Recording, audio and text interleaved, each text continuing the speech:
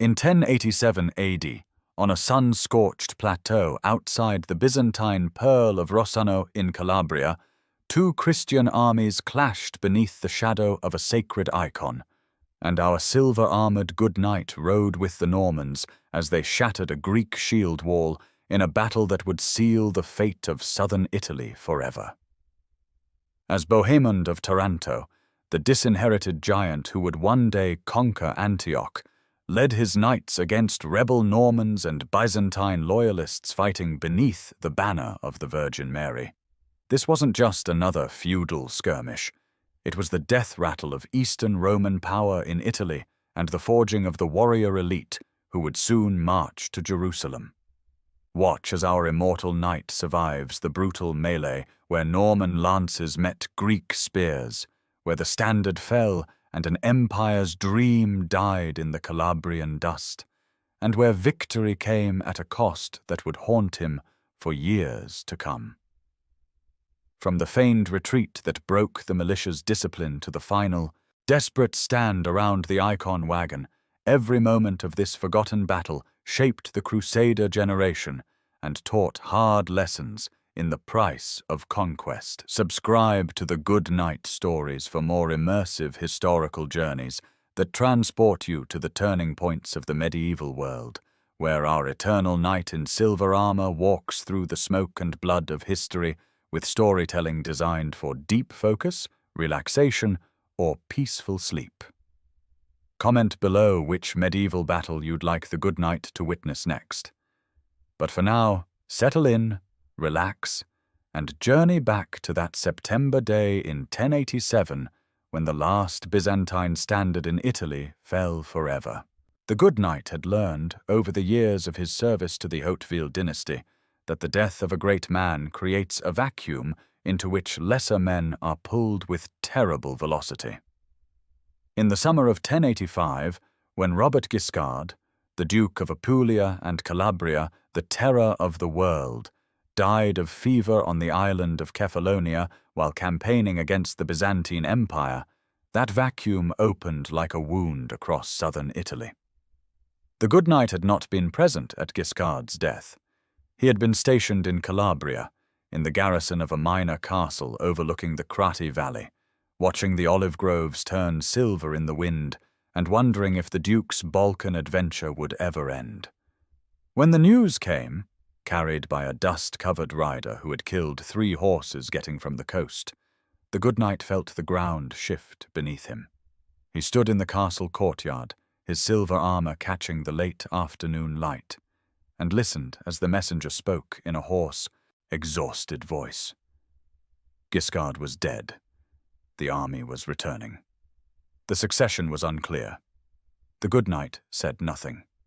Around him, the other knights of the garrison began to argue immediately, some declaring for Roger Borsa, Guiscard's legitimate son by the Lombard princess Sicilgaita, others muttering that only Bohemond, the duke's eldest son by his first wife, had the strength to hold the realm together. The GoodKnight walked away from the noise, climbed the stone steps to the battlements, and looked out over the valley. He had served the Hautevilles for years. He had ridden in their wars against the Byzantines, against the Saracens of Sicily, against rebellious Lombard lords and Apulian cities that refused to bend the knee. He had seen Guiscard's genius for war, his ability to turn chaos into opportunity, his terrifying charisma that could make men charge into certain death with a smile. And now that force was gone, and what remained was a collection of ambitious sons and nervous vassals, each calculating their odds. The wind from the mountains was cool. The GoodKnight rested his gauntleted hands on the stone parapet and felt the weight of his mail shirt pressing down on his shoulders. He was tired, not the exhaustion of a single battle, but the deeper weariness that comes from years of campaigning, of sleeping in armor, of watching friends die for causes that shifted with every new alliance. He did not know, standing there in the fading light of 1085, that the worst was yet to come, that the realm would fracture, that brother would turn against brother, that he would be called to ride south into Calabria, to fight men who wore the same armor and spoke the same language, all for the ambition of princes. But he suspected. The autumn of 1085 passed in uneasy peace. Roger Borsa claimed the ducal title and was recognized by his uncle, Count Roger of Sicily, the most powerful Norman lord in the south. Bohemond, the giant with the golden hair and the cold blue eyes, accepted a minor inheritance, the city of Taranto and a handful of castles, and withdrew to brood on his dispossession. The GoodKnight, along with his conroy, his small band of brother knights bound by oath and shared danger, was transferred to the service of a baron loyal to Roger Borsa. They spent the winter of 1085 to 1086 in a draughty tower near Cosenza, drilling the local levies and repairing equipment. It was dull work, the kind that makes a warrior's skills rust and his mind wander. In the spring of 1086, the first rumors of rebellion began to filter through. Bohemond was gathering men. He had allied with Jordan of Capua, another ambitious lord with grievances against the new duke. They were planning something. The GoodKnight sharpened his sword and waited. The rebellion, when it came, was not a sudden explosion, but a slow unraveling. Bohemond did not march directly against his half-brother. Instead, he began to peel away the edges of the duchy, targeting the rich cities of Calabria, the economic heart of the realm. If he could control the ports and the mountain passes, he could strangle Roger Borsa's revenues and force a negotiation. It was a strategy born of Bohemond's experience fighting the Byzantines. He had learned, in the brutal campaigns in Thessaly and Epirus, that you do not need to destroy an enemy's army if you can destroy his ability to pay that army. Starve the beast, and it will collapse. The GoodKnight's convoy was mobilized in the late summer of 1086. They rode south, joining a larger host assembling near the city of Rossano. The GoodKnight had never been to Rossano, but he knew its reputation. It was called the Byzantine Pearl, a city of Greek monks and ancient manuscripts, a place where the old empire still lived in the hearts of the people, even though Norman lords ruled from the citadel. As they rode through the Calabrian countryside, the GoodKnight saw the signs of the coming storm. Villages were empty, their inhabitants fled into the hills or behind city walls. The fields were untended, the grain rotting in the stalks.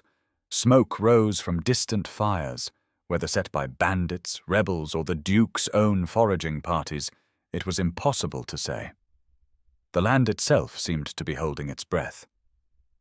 They reached the outskirts of Rossano in early September 1086, and the GoodKnight got his first glimpse of the city. It sat on a high sandstone ridge, its walls glowing, golden in the afternoon sun, the blue waters of the Gulf of Taranto shimmering in the distance. It was beautiful, in the way that fortified places are beautiful, a marriage of human will and natural strength. But the city was closed to them. The gates were barred, the walls manned. A banner flew from the highest tower, and even from a distance the GoodKnight could see that it was not the red and gold of the Hautevils. It was a Greek banner, the double-headed eagle of Byzantium, and beneath it the image of a saint. The siege began, though it was not a siege in the traditional sense. The Duke's forces, or rather the forces nominally loyal to Roger Borsa, but actually commanded by a rotating cast of ambitious barons, lacked the engines and the patience for a proper investment. Instead, they established a loose blockade, cutting the roads and raiding the surrounding countryside, trying to starve the city into submission. The GoodKnight's days fell into a rhythm. Dawn brought the inspection of horses and equipment. Midday brought patrols through the olive groves and vineyards. Hunting for foragers from the city or supplies being smuggled in. Evening brought the return to camp, the unsaddling of weary horses, the cleaning of tack and armor, the meal of hard bread and sour wine. And always the waiting. The GoodKnight did not enjoy sieges. They were slow, grinding affairs that sapped morale and bred disease.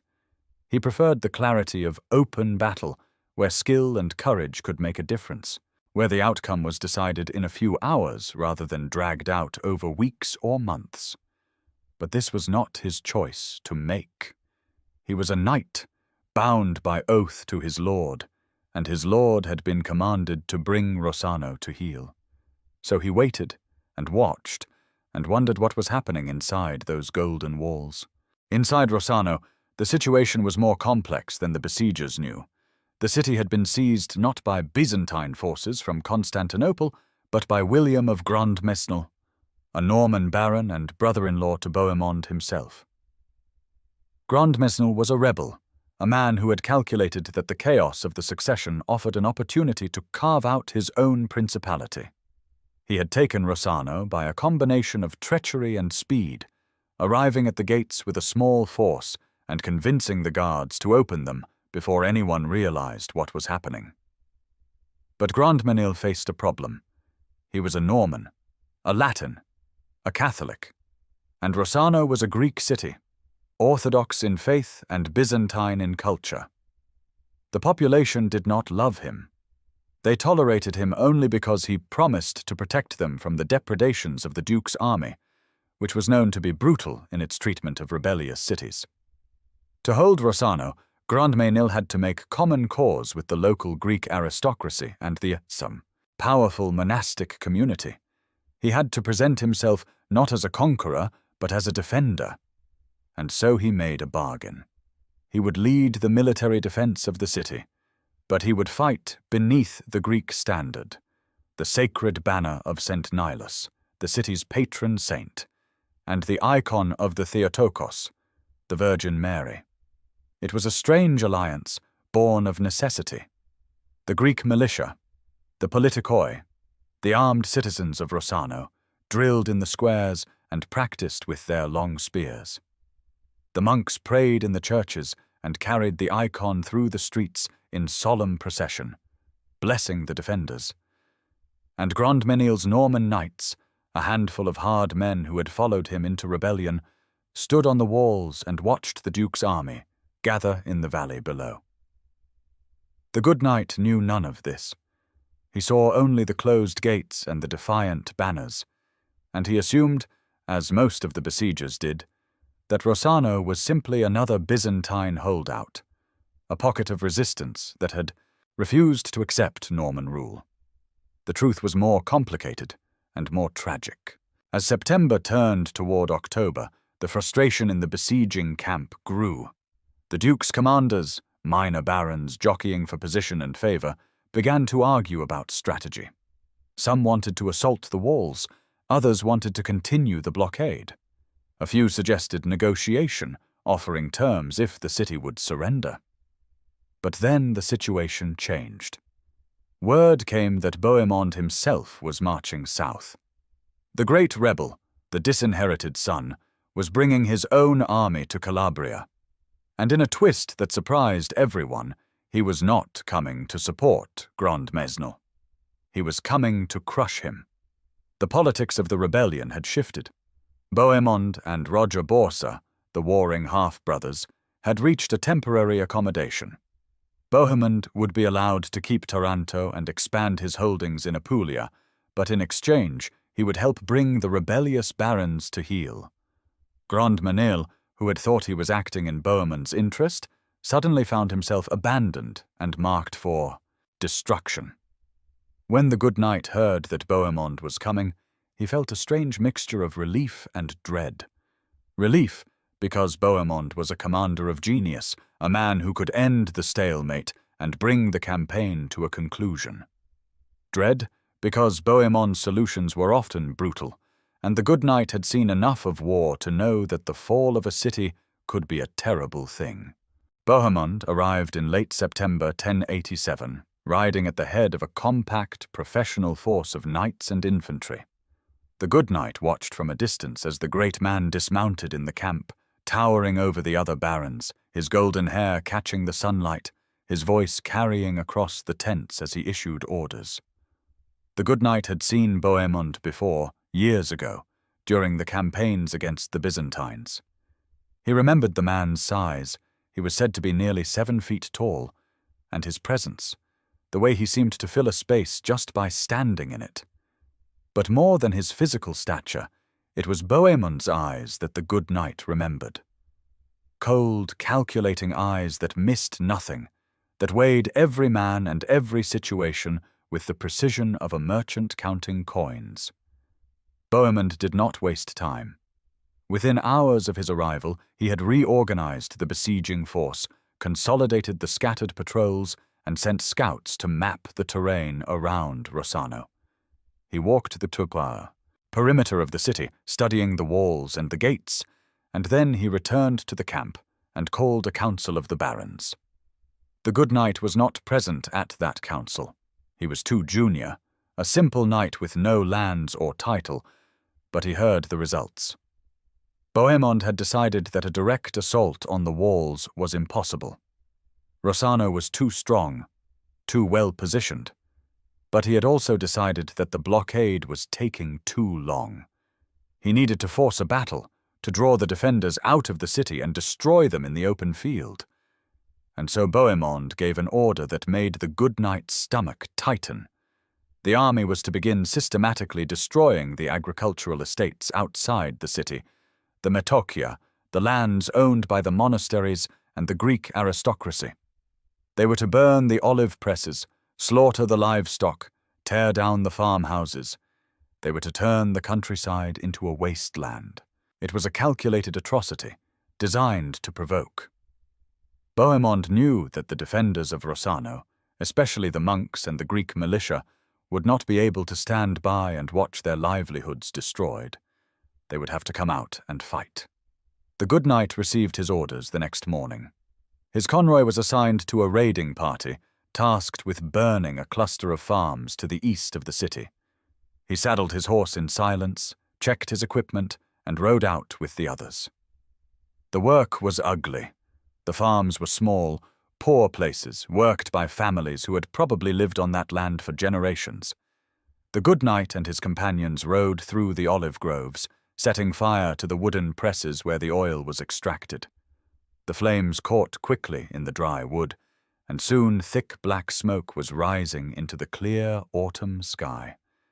They found an old man hiding in one of the barns, too frail or too stubborn to flee. He shouted at them in Greek, words the good knight did not understand but whose meaning was clear. The good knight looked at the old man, at his weathered face and his trembling hands, and felt a deep weariness settle over him. One of the other knights laughed and said something crude. The good knight turned his horse and rode away, leaving the others to finish the work. That night, back in the camp, the good knight sat by the fire and stared into the flames. Around him, the other knights were in good spirits, joking and drinking, pleased with the day's work. They spoke of the smoke rising over the valley, of how the Greeks in the city must be weeping to see their lands destroyed. The good knight said nothing. He cleaned his sword, though it had not been bloodied, and then he lay down on his bedroll and stared up at the stars. He thought about the old man in the barn. He thought about the olive trees, centuries old, now burning. He thought about the fact that he was fighting other Christians, destroying the lands of monks and farmers, all because princes could not agree on who should rule. He had fought Saracens in Sicily, and that had felt righteous. He had fought Byzantine soldiers, and that had felt like war between empires, impersonal and grand. But this felt like something else. This felt like cruelty for the sake of strategy, suffering inflicted not out of hatred, but out of cold calculation. The good knight closed his eyes and tried to sleep, but the smell of smoke lingered in his nostrils, and the old man's face lingered in his mind.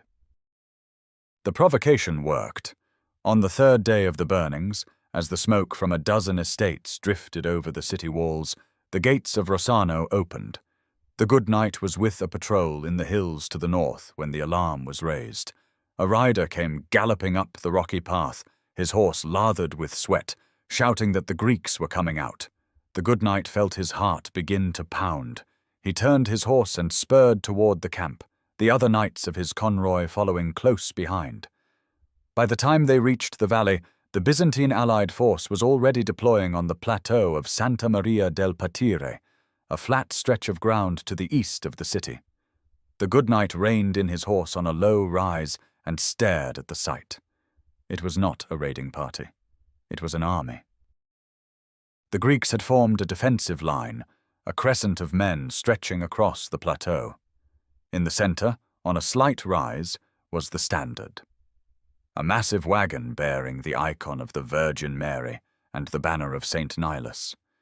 Even from a distance, the good knight could see the glint of gold leaf on the icon, the bright colors of the painted wood, the white cloth of the banner snapping in the wind.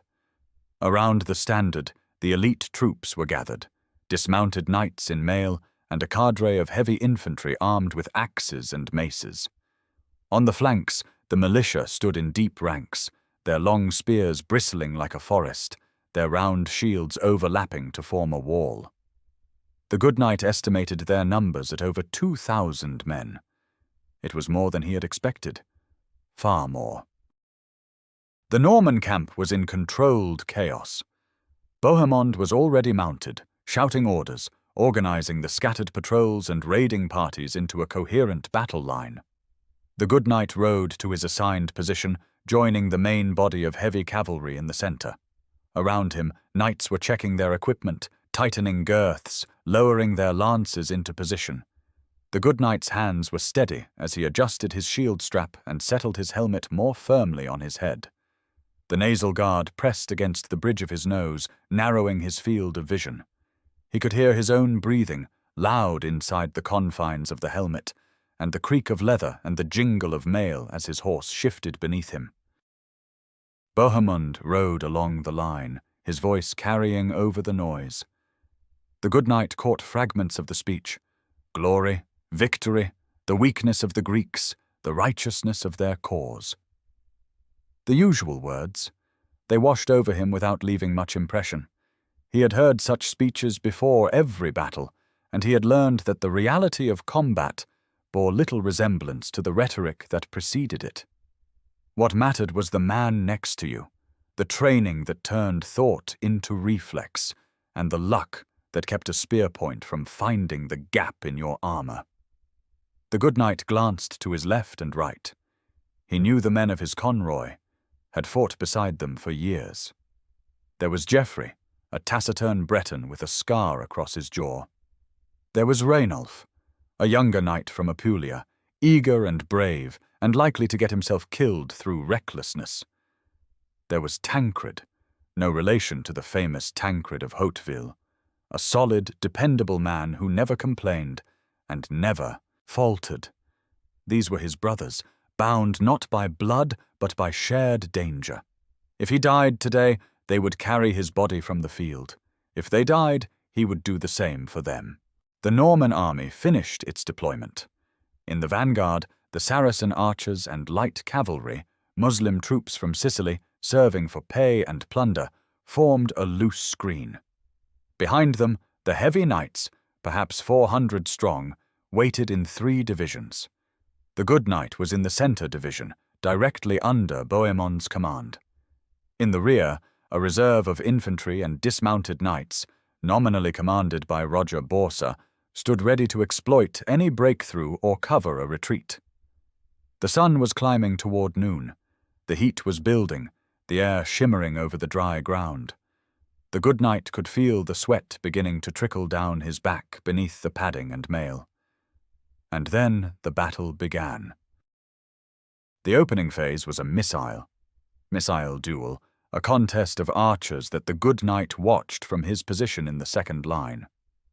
The Saracen archers advanced, their composite bows singing as they loosed volley after volley toward the Greek line. The arrows arced high, dark against the blue sky, and fell among the militia. But the Greeks were well protected. Their large round shields, the scauteria, caught most of the shafts, and the deep ranks absorbed the casualties without breaking formation. Then the Byzantine archers replied. They were fewer in number, but their bows were powerful, and they were shooting from a slight elevation. The good knight saw a Saracen archer stumble and fall, an arrow through his thigh. Another clutched at his shoulder and staggered back. The Saracen line wavered and began to withdraw, falling back through the gaps in the Norman cavalry. The good knight watched the wounded men filter past, their faces tight with pain, and felt the familiar pre-battle tension coiling in his gut. The waiting was always the worst part.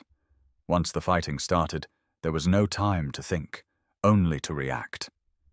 But in the moments before, the mind had time to imagine every possible disaster. Bohemond, impatient with the stalemate, raised his hand, the signal for the charge. The good knight lowered his lance, feeling the weight of the ash shaft settle into the crook of his arm. Around him, 400 knights did the same. The line rippled as horses sensed the tension of their riders and began to prance and toss their heads. Bohemond's hand dropped. The charge began at a walk, the line moving forward in unison, the discipline of years of training keeping the formation tight. The good knight's destrier, a powerful bay stallion, moved with a smooth, ground-eating stride. The sound of hooves on the dry earth was like distant thunder. At 100 yards, the pace increased to a trot. The good knight could see the Greek line clearly now, the forest of spear points, the painted shields, the faces of the men behind them. Some looked terrified, others looked grimly determined. A few were shouting, though the good knight could not hear the words over the drumming of hooves. At 50 yards, the charge accelerated to a canter. The line began to lose its perfect cohesion as faster horses pulled ahead and slower ones fell behind. The good knight's world narrowed to the section of the Greek line directly in front of him. A cluster of militia with their spears braced, their shields locked. At 20 yards, the full gallop. The good knight leaned forward in the saddle, his lance aimed at the center of a shield, his entire body braced for the impact. The noise was overwhelming. The thunder of hooves, the screaming of men, the high, terrified whinnying of horses. And then the collision. The good knight's lance struck the shield and shattered. The impact jolted up his arm, nearly wrenching his shoulder from its socket. His horse, confronted by the hedge of spears, tried to swerve at the last instant. The good knight felt the animal's muscles bunch and twist beneath him, and then they were in the press, surrounded by a chaos of bodies and weapons. The charge had failed to break the line. The Greek militia had held. Their discipline, their deep ranks, and the sheer density of their spear points had stopped the Norman cavalry cold. Horses screamed and reared, refusing to push into the forest of blades. Knights who had crashed into the line were being dragged from their saddles by men with hooked pole arms. The good knight dropped the shattered lance and drew his sword. He was hemmed in on all sides, Greeks to his front, other Norman knights pressing from behind. His horse was panicking, eyes rolling white, trying to back away from the spears. The good knight used his knees and his voice to steady the animal, and then he began to fight. A spear thrust toward his face. He caught it on his shield, feeling the point scrape across the painted wood. He swung his sword in a backhand cut, aiming for the spearman's head. The blade connected with the rim of a shield, sending a shock up his arm. Another spear jabbed at his horse's flank. The good knight twisted in the saddle and brought his sword down in a vertical chop, severing the spear shaft. The fighting was close and brutal. There was no room for the sweeping cuts and elegant technique of the training yard. This was hacking and stabbing, using the weight of the sword to batter through guards, using the shield to shove and create space. The good knight's world shrank to a radius of a few feet. The men immediately around him, the weapons reaching for him, the constant need to parry and strike, and keep his horse from bolting. He saw Geoffrey to his left, trading blows with a Greek militiaman. He saw Rainulf, the young knight, go down as his horse was speared in the chest. The animal collapsed, and Rainulf disappeared beneath the press of bodies. The good knight did not know if he was alive or dead. The melee seemed to last forever. though it was probably only minutes. And then, cutting through the chaos, the sound of a horn, the signal to withdraw. Bohemond was calling off the attack. The good knight turned his horse, using his shield to fend off a final spear thrust, and spurred toward the rear. Around him, the other knights were doing the same, disengaging from the Greek line and falling back in a ragged, disordered mass. The Greeks did not pursue. They held their line, shaking their spears and chanting. The good knight could hear the words now, a rhythmic shout in Greek. Kyrie eleison! Kyrie eleison! Lord, have mercy. The Norman cavalry withdrew to a distance of 200 yards and began to regroup. The good knight's hands were shaking. He realized he was breathing in great, gasping gulps, his lungs burning. His sword arm ached, and there was a dent in his shield where a mace or axe had struck it. He looked around, counting the men of his convoy. Geoffrey was there, his horse limping but still mobile. Tancred was there, blood streaming from a cut on his forehead, but otherwise unhurt. Rainulf was not there. The good knight felt a cold weight settle in his chest. Rainulf had been young, barely 20, full of enthusiasm and dreams of glory. And now he was gone, trampled or speared in the chaos of the failed charge. Bohemond rode along the line, assessing the damage. His face was calm, almost serene, as if the failure of the charge was merely an interesting problem to be solved. He stopped near the good knight's position and spoke to one of the barons, his voice carrying clearly. "They are well disciplined," Bohemond said. "But discipline can be broken. We will draw them out." The good knight understood immediately. Bohemond was going to use the feigned retreat, the tactic that had won battles for the Normans from Hastings to Dyrrhachium. It was a dangerous maneuver, requiring perfect timing and iron discipline, but if it worked, it would shatter the Greek line.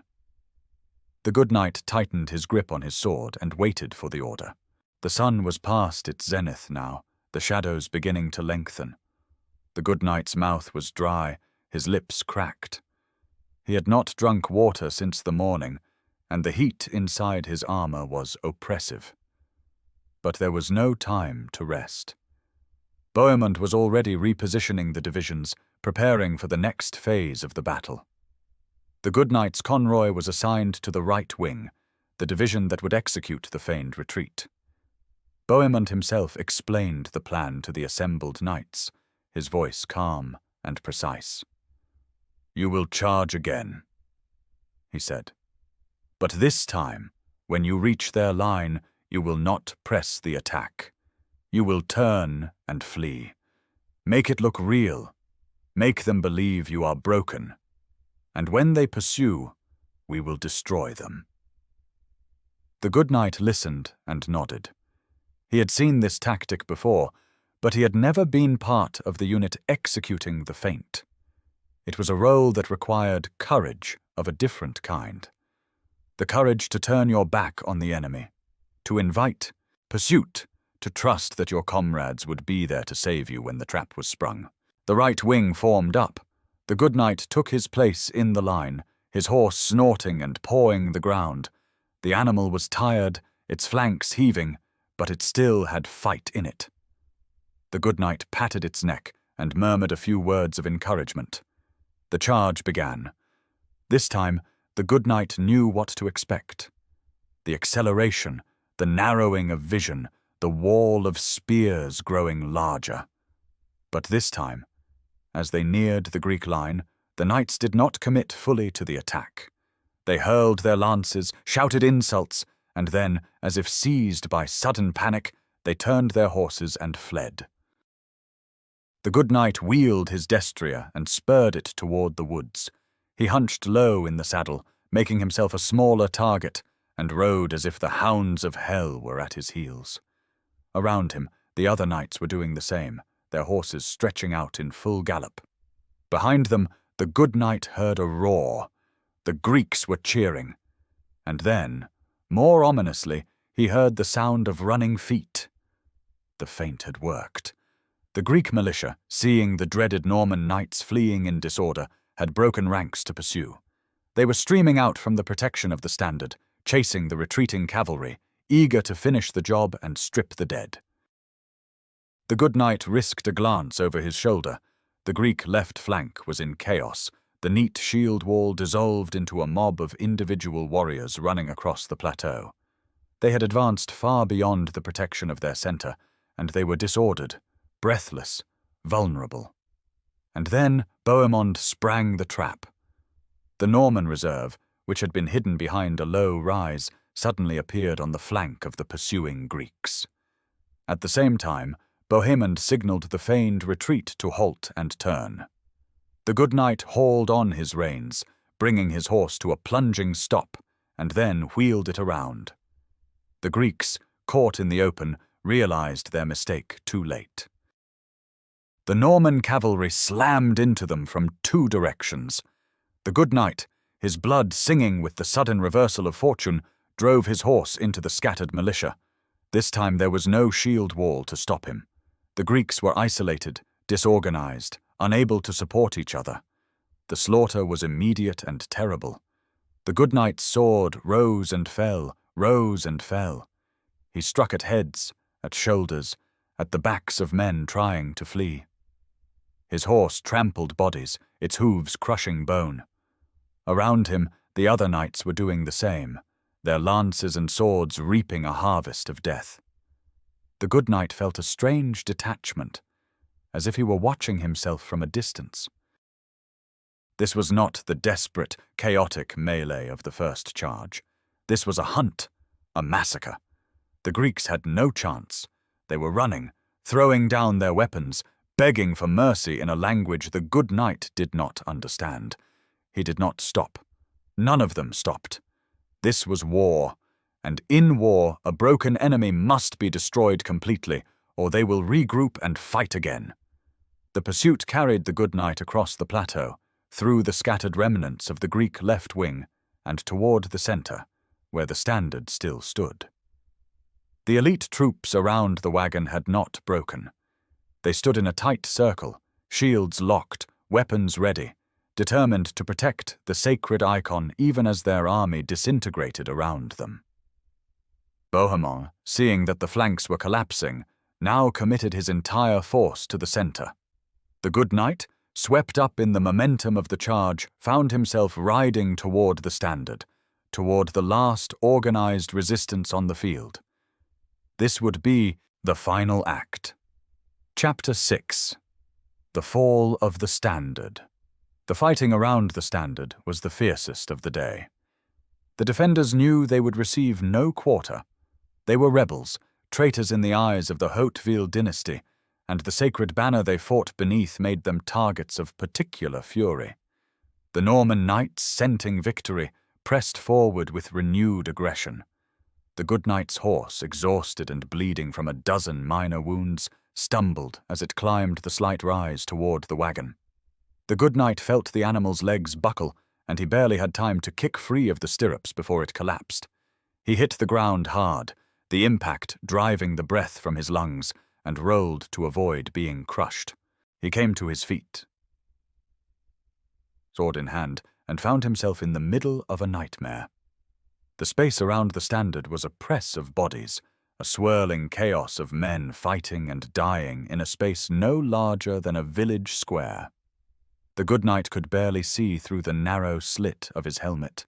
He was jostled from all sides, his mailcoat dragging at his shoulders, his legs leaden with exhaustion. A Greek warrior, one of the elite guards, came at him with a long-handled axe. The good knight raised his shield just in time. The axe blade bit deep into the wood, splitting it nearly in half. The good knight shoved forward, using the ruined shield to unbalance his opponent, and then thrust his sword into the gap between the man's helmet and his mail collar. The blade found flesh, and the Greek fell. The good knight dropped the useless shield and gripped his sword with both hands. Without a shield, he was terribly vulnerable, but there was no time to find another. He could only keep moving, keep fighting, and hope that his armor would turn aside the blows he could not see coming. A mace struck him on the shoulder, a glancing blow that sent a bolt of pain down his arm and made his fingers go numb.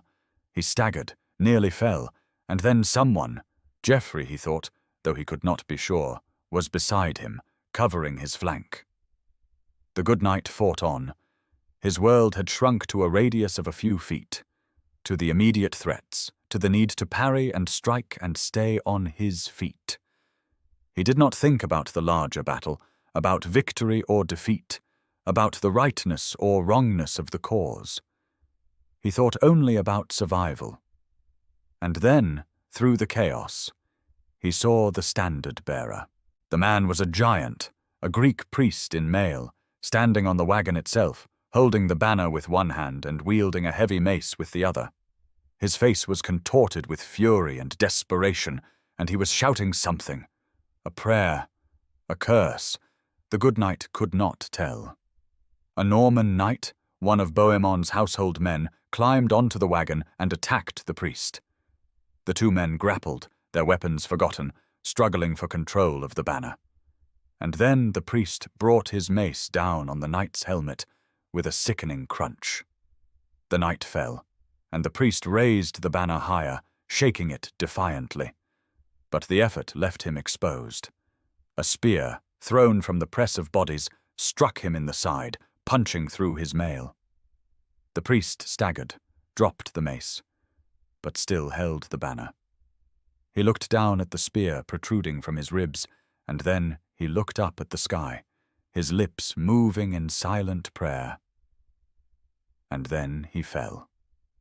The banner toppled with him, the white cloth fluttering as it descended. A dozen hands reached for it, Norman and Greek alike, each side desperate to claim or defend the sacred symbol. The wagon itself was swarmed, the icon of the Virgin torn from its mounting, the wood of the standard hacked to pieces. The good knight, watching from a few yards away, felt a strange hollowness. The fall of the standard should have been a moment of triumph, the culmination of the battle, the proof of victory. But all he felt was exhaustion and a deep, bone-deep weariness. The Greek resistance collapsed. With the standard fallen, the defenders lost their cohesion. Some threw down their weapons and begged for mercy. Others tried to flee, only to be cut down by the pursuing Normans. A few, the bravest or most desperate, fought to the end, selling their lives dearly. The good knight stood in the midst of the carnage, his sword hanging loose in his hand, and looked around. The plateau was littered with bodies, Greek and Norman alike, though the Greeks had suffered far worse. The ground was slick with blood, the air thick with the smell of it, mixed with the stench of voided bowels and the acrid smoke from the burning farms in the distance. He saw Bohemond, still mounted, directing the final mopping-up operations. He saw Roger Borsa, the nominal duke, looking pale and shaken. He saw the other knights of his convoy, those who had survived, standing in small groups, leaning on their weapons, too tired to speak. And he saw the shattered remnants of the standard, the white cloth trampled into the mud, the icon of the Virgin lying face down in the dirt. The good knight turned away and began to walk toward the edge of the battlefield. His legs felt like lead, each step an effort. He found a rock and sat down heavily, his armor clanking. He pulled off his helmet and let it fall to the ground. The cool air on his face was a blessing. He sat there for a long time, staring at nothing as the sun sank toward the western hills and the shadows lengthened across the plateau. Chapter 7. The Cost. The aftermath of a battle is always uglier than the battle itself. The good knight had learned this over the years. The fighting, for all its terror and chaos, has a kind of clarity. You know who the enemy is. You know what you must do. But afterward, when the adrenaline fades and the reality sets in, the clarity dissolves into a fog of exhaustion, pain, and moral ambiguity. The Norman army camped on the battlefield that night. There was no pursuit of the fleeing Greeks, no immediate assault on the city. The men were too tired, and Bohemond was too shrewd to risk his victory by overreaching. The good knight helped with the grim work of sorting the dead. The Norman casualties were surprisingly light, perhaps 50 killed, another 100 wounded. The Greek losses were catastrophic. Over 1,000 dead, by the best estimates, most of them killed in the rout when the flanks collapsed. The good knight found Reinulf's body near the spot where the first charge had struck the Greek line. The young knight had been speared through the chest, probably in the initial moments of the melee. His face was peaceful, almost serene, as if death had come quickly. The good knight knelt beside the body and said a quiet prayer, though he was not sure who he was praying to or what he was asking for. They buried Reinulf that evening, along with the other Norman dead, in a mass grave on the edge of the plateau. There was no time for individual graves, no time for elaborate ceremonies. A priest said a few words, and then the bodies were covered with earth. The Greek dead were left where they fell. It was the custom of war. The victors buried their own, and the defeated were left for the crows and the dogs. The good knight knew this, had seen it many times before, but it still troubled him. These men had been defending their homes, their city, their faith. They had fought bravely, and now they lay unburied, their souls unshiven, their bodies food for scavengers. That night, the good knight sat by the fire with the survivors of his conroy. They did not speak much. Geoffrey cleaned his weapons in silence. Tancred stared into the flames, his bandaged head resting on his knees. The good knight sipped watered wine and tried not to think about the day's events. But the images kept returning. The old man in the barn, the Greek priest on the wagon, the spear in his side, still holding the banner. The trampled icon in the mud. The bodies, so many bodies, scattered across the plateau like broken dolls. He had fought in many battles, had killed many men. But this one felt different. Perhaps it was because the enemy had been Christians, fighting beneath the banner of the Virgin. Perhaps it was because the cause had been so murky, so tangled in the ambitions of princes and the accidents of succession. Or perhaps it was simply that he was getting older, and the weight of all the years of war was finally pressing down on him. The next morning, Rossano surrendered. With the army destroyed and the standard fallen, the city had no hope of holding out. The gates opened, and a delegation of Greek notables came out to negotiate terms. Bohemond, magnanimous in victory, was relatively lenient. There would be no sack, no massacre. The city would pay a heavy indemnity, and a Norman garrison would be installed in the citadel, but the population would be spared. William of Grandmonil, the rebel baron who had started the whole affair, was not in the city. He had fled during the night, escaping through a postern gate and making his way to the coast, where he took ship for Constantinople. He would spend the rest of his life in exile, a pensioner of the Byzantine emperor, dreaming of a return that would never come. The good knight watched the surrender from a distance. He felt no triumph, no satisfaction, only a dull relief that it was over. The army remained in Rossano for a week, resting and resupplying. The good knight spent the time tending to his equipment, repairing his damaged shield, sharpening his sword. He also spent time in the city, walking the narrow streets, observing the Greek population. They were a quiet, subdued people, going about their business with downcast eyes, avoiding the gaze of the Norman soldiers. The good knight saw fear in their faces, and resentment, and a deep, abiding sadness. These were a conquered people, and they knew it. One afternoon, the good knight found himself in the courtyard of a monastery. He had wandered in without really thinking, drawn by the sound of chanting. The monks were singing vespers, their voices rising and falling in the ancient Greek liturgy. The good knight stood in the shadows and listened. He did not understand the words, but he understood the emotion. It was a lament, a prayer for mercy, a plea for deliverance. It was the sound of a people who had lost everything and were clinging to the only thing they had left, their faith. The good knight stood there until the chanting ended, and then he turned and walked away. He felt like an intruder, a desecrator, a man who had no right to be in that sacred space. Chapter 8. The Road North. The army broke camp in early October and began the march north. Bohemond, his objectives achieved, was returning to Taranto. Roger Borsa, the Duke, was returning to his capital. The various barons and knights were dispersing to their own lands, their obligations fulfilled. The good knight rode with his convoy, following the road through the Crati Valley. The countryside was scarred by the passage of the army. Burned farms, trampled fields, abandoned villages. The harvest, which should have been gathered in, was rotting in the fields. It would be a hard winter for the people of Calabria. The good knight thought about the battle, about the standard, about the cost of victory. He thought about Rainulf, buried in a mass grave on a plateau he had never heard of, fighting for a cause he probably did not understand. He thought about the Greek priest, dying with the banner in his hands, and the old man in the barn, shouting curses in a language the good knight could not comprehend. He thought about the fact that he had survived again when so many others had not.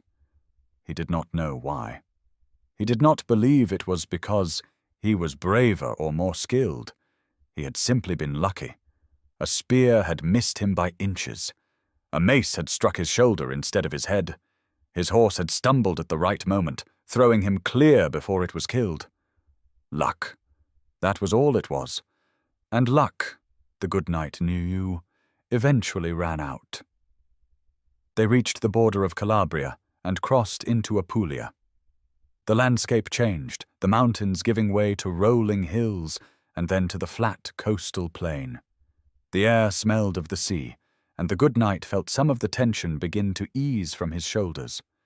At a crossroads, the convoy parted ways.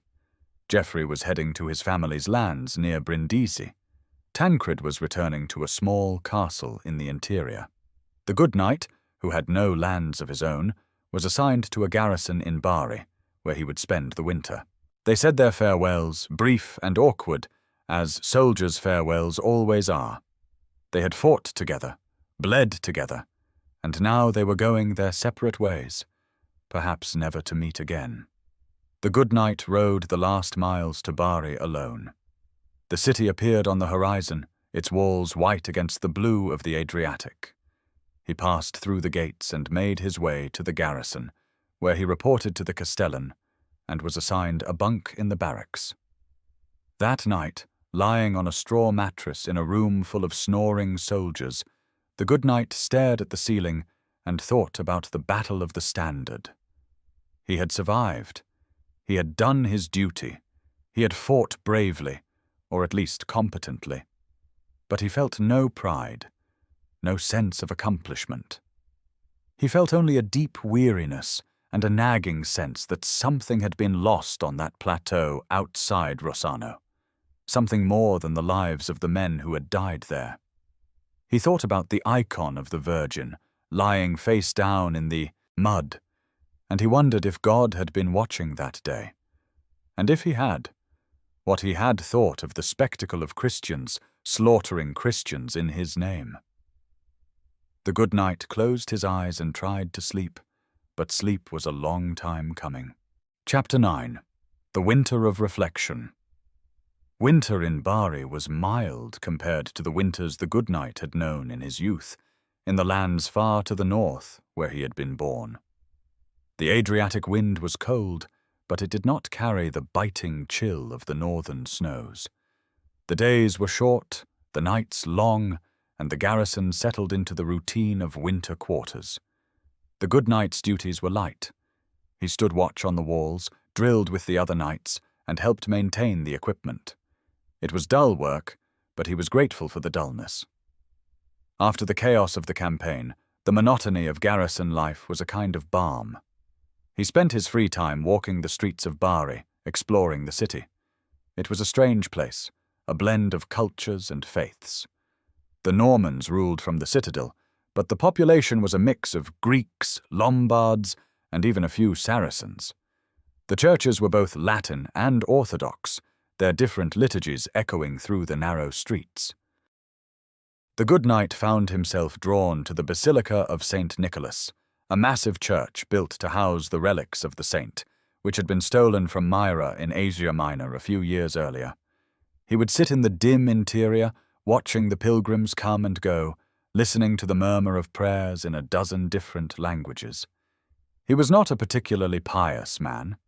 He said his prayers, attended Mass when required, and tried to live by the code of chivalry. But he had seen too much of war, too much of the cruelty that men inflicted on each other in the name of God, to have simple faith.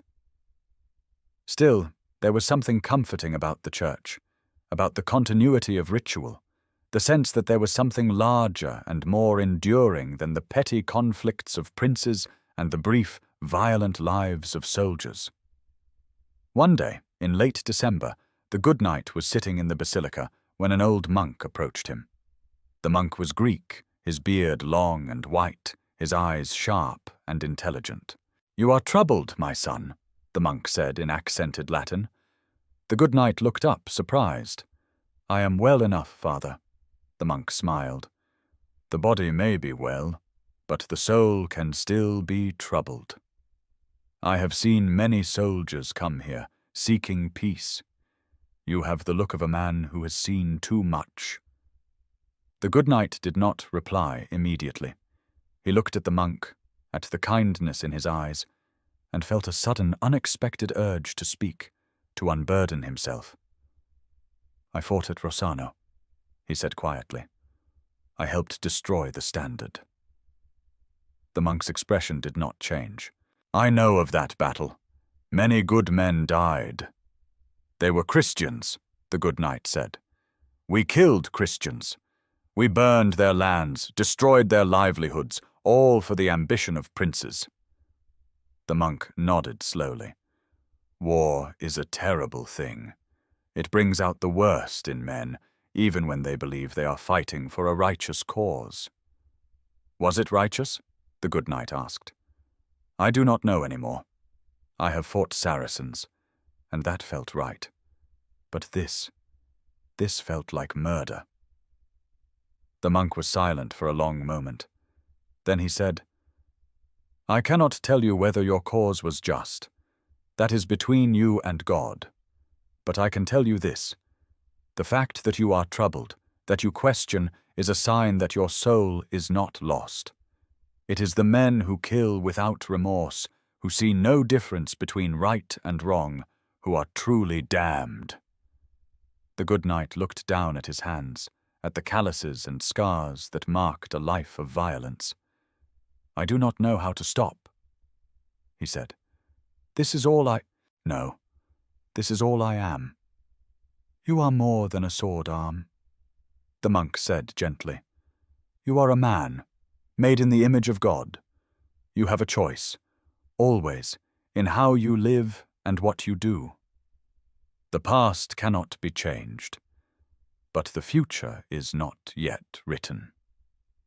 The good knight nodded, though he was not sure he believed it. The future felt as fixed as the past, a road already laid out, leading inevitably to more battles, more blood, more death.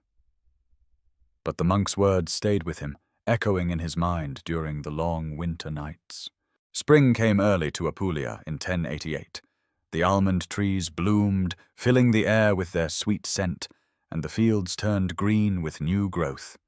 The good knight felt the restlessness that always came with the changing seasons, the sense that the world was waking up and that something was about to happen. In March, a messenger arrived at the garrison with orders. Bohemond was summoning his vassals. There was talk of a new campaign, of opportunities in the east. The good knight read the summons and felt the familiar mixture of dread and resignation. He packed his equipment, said farewell to the few friends he had made in Bari, and rode south to Taranto. Bohemond's court was a hive of activity. Knights and barons from across Apulia and Calabria were gathering, drawn by the promise of plunder and glory.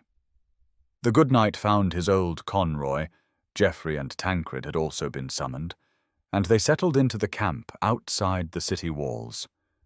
The good knight listened to the rumors and the speculation. Some said Bohemond was planning another attack on the Byzantines. Others said he was looking east toward the Holy Land, where the Seljuk Turks were threatening the Christian pilgrims. There was talk of a great expedition, a holy war, though the details were vague. The good knight did not know what to believe. He knew only that he would follow his lord's orders, as he always had, and that the road ahead would likely be long and bloody. One evening, as he sat by the fire cleaning his equipment, Geoffrey sat down beside him. "You have been quiet," Geoffrey said. "More than usual." The good knight shrugged. "I have been thinking." "About Rossano?" The good knight nodded. Geoffrey was silent for a moment. Then he said, "It was a hard fight, but we won. That is what matters." "Is it?" the good knight asked. "We killed Christians. We destroyed a sacred standard." "For what?" "So that Bohemond could have Taranto and Roger Borsa could keep his title." Geoffrey frowned. "We are soldiers. We follow orders. We fight for our lords. That is the way of the world." "I know," the good knight said. "But sometimes I wonder if the way of the world is right." Geoffrey did not have an answer to that. He clapped the good knight on the shoulder and stood up. "Get some rest," he said. "Whatever comes next, we will face it together." The good knight watched his friend walk away, and then he returned to his work, polishing the silver of his armor, until it gleamed in the firelight. The good knight did not know, sitting by that fire in the spring of 1088, that the great expedition Bohemond was planning would become the first crusade. He did not know that he would march across the breadth of the known world, that he would see Jerusalem, that he would fight in battles that would be remembered for centuries. He knew only that he had survived the Battle of the Standard, that he carried the weight of that day with him, and that the road ahead was uncertain. He thought about the Greek priest dying with the banner in his hands. He thought about Rainulf, buried in a mass grave far from home. He thought about the old man in the barn, and the icon in the mud, and the cost of victory. And he thought about the monk's words, "You have a choice, always, in how you live and what you do." The good knight did not know if that was true, but he wanted to believe it. He wanted to believe that he was more than just a weapon, more than just a tool of princes and their ambitions. He wanted to believe that his life had meaning beyond the battles he fought and the men he killed. He stood up, his armor clinking softly, and looked up at the stars. They were the same stars that had shone over Rossano, over the plateau where the standard fell, over the graves of the dead. They were constant, unchanging, indifferent to the struggles of men. The good knight took a deep breath, feeling the cool night air fill his lungs, and then he turned and walked back to his tent. Tomorrow there would be new orders, new battles, new roads to travel. But tonight he was alive, and that was enough. The silver armor gleamed in the starlight as he disappeared into the darkness.